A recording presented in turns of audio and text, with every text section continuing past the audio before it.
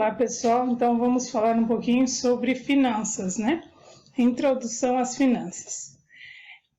Finanças é a arte e a ciência de gerenciamento de fundos. Todos os indivíduos e organizações ganham ou captam e gastam ou investem dinheiro, ou seja, as finanças não é só a empresa, né? Das pessoas jurídicas, a pessoa física também tem as finanças. Importantes áreas e oportunidades em finanças são os serviços financeiros e a administração financeira. Os serviços financeiros lidam com a prestação de contas e produtos financeiros.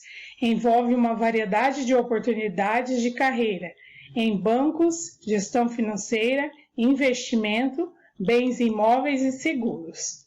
A administração financeira lida com as obrigações do administrador financeiro na empresa. Os administradores financeiros trabalham em tarefas financeiras tão variadas como planejamento, concessão de crédito para clientes, a avaliação de investimento, assim como meios para obter recursos para financiar operações da empresa. Os administradores financeiros gerenciam ativamente questões financeiras de qualquer tipo de negócio, seja ele público ou privado, grande ou pequeno, com ou sem fim lucrativo. As formas básicas da organização empresarial: firma individual, sociedade limitada, sociedades anônimas. A firma individual, essa empresa é propriedade de uma pessoa e opera para seu próprio lucro.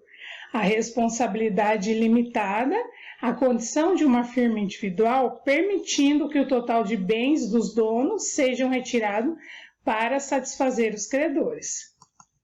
A sociedade limitada é uma empresa que é propriedade de uma ou mais pessoas e trabalha com fins lucrativos. E o contrato social, que é usado para estabelecer formalmente uma sociedade de negócios.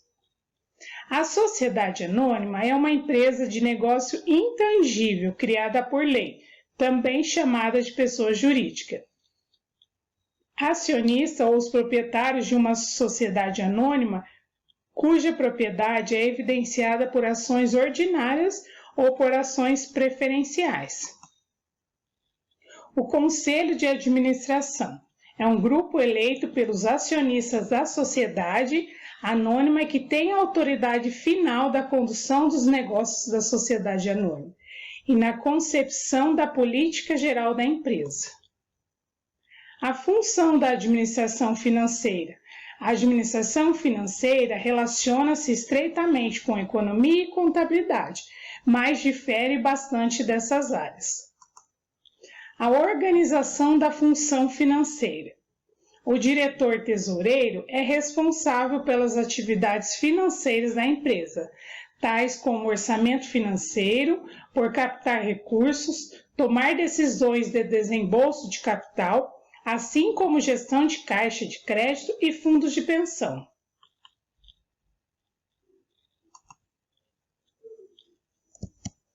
O contabilista, que é o responsável pelas atividades de contabilidade da empresa, tais como a contabilidade de gestão, a contabilidade financeira e de custos.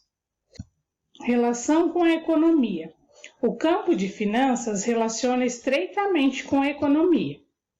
A relação com a economia, microeconomia, macroeconomia.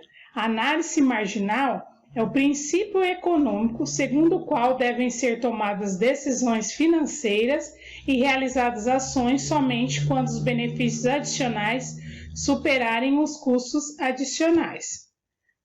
A relação com a contabilidade é o regime de competência, o regime de caixa, a tomada de decisões.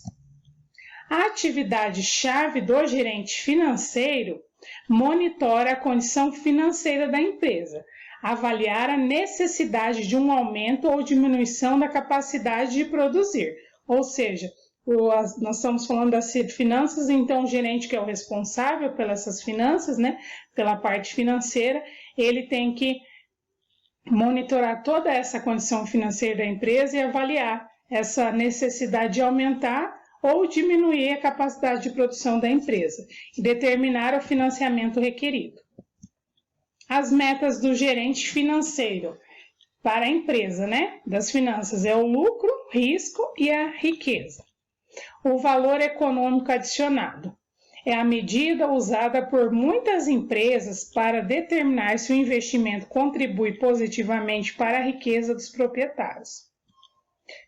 Agora nós vamos falar de vocês, Por exemplo, como administrar as nossas finanças pessoais, que nós falamos lá, agora nós falamos um pouquinho das empresas, agora nós vamos falar das nossas finanças, Finanças pessoais. Qual a nossa proposta? Apresentar uma ferramenta de controle, introduzir o conceito planejamento financeiro, mostrar a importância de metas e objetivos, sair do óbvio, não resumir finanças pessoais a corte de gastos. Planejamento financeiro em 4 passos. Passo 1, o que é? Você provavelmente trabalha em uma empresa, cujas metas, objetivos são traçados e acompanhados todo ano, não é? Já experimentou fazer isso com a sua vida financeira? Passo 2, o que você quer?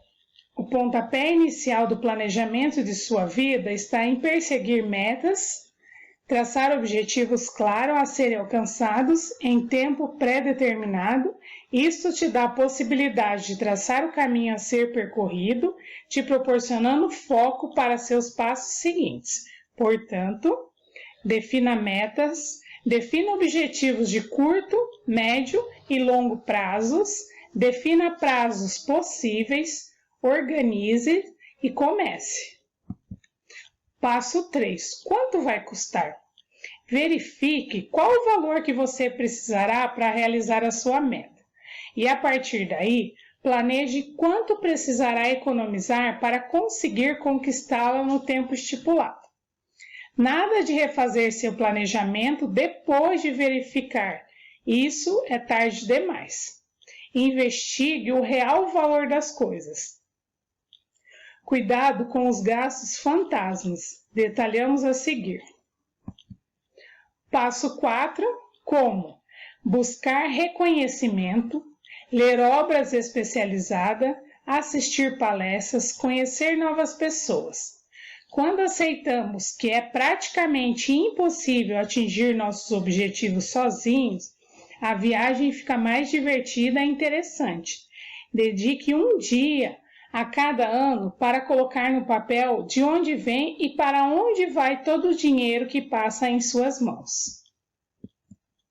Os gastos fantasmas, que nós falamos, o que são?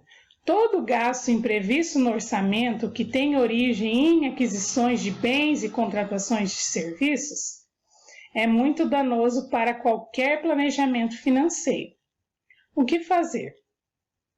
Conhecer o bem ou serviço adquirido a fundo, dê preferência a ser pessimista na alocação dos gastos fantasmas, pois qualquer sobra é bem-vinda à sua carteira de investimentos. Exemplo prático de gasto fantasma, Então, para vocês verem, na compra de um automóvel, Então, aqui está a tabela explicando tudo que é o gasto fantasma que a gente fala. Custo mensal total do bem, 1.667, gasto 649, aumento de 65% no gasto. O gasto fantasma anual é de 7.794, Então, olha para vocês verem o tamanho do nosso gasto fantasma.